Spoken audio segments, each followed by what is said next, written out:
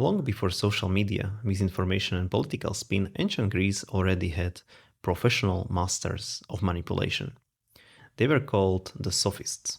And the Sophists were skilled public speakers who could defend almost any position, even two completely contradictory positions.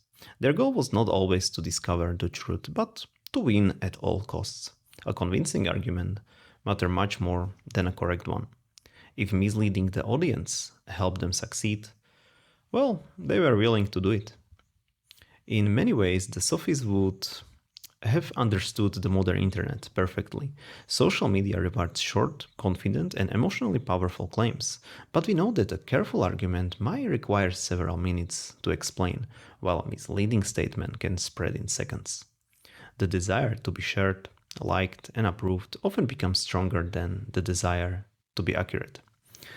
But the Sophists also helped create their own greatest opponent.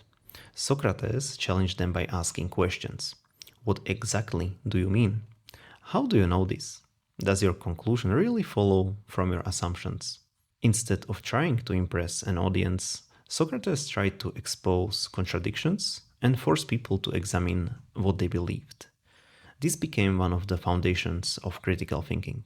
Later, Aristotle began studying the structure of arguments themselves. He showed that reasoning can sound convincing while still being logically defective. Today we call these mistakes fallacies. An ad hominem fallacy attacks the person instead of answering their argument. You do not have children, so you cannot say anything about education. A straw man distorts someone's real position. I think employees need some more rest. So you think nobody should work anymore? A false dilemma presents only two choices when more possibilities exist. You are either completely with us or completely against us. These methods remain effective because people do not judge arguments through logic alone, right? We are influenced by emotion, repetition, popularity, confidence, and our existing beliefs.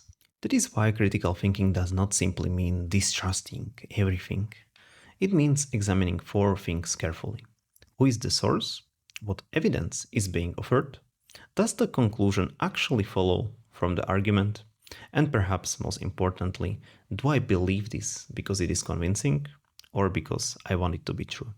The internet did not invent manipulation, but it gave it greater speed, reach, and power. The sophists have become digital, and in the world full of cyber sophists, we must learn to become cyber philosophers.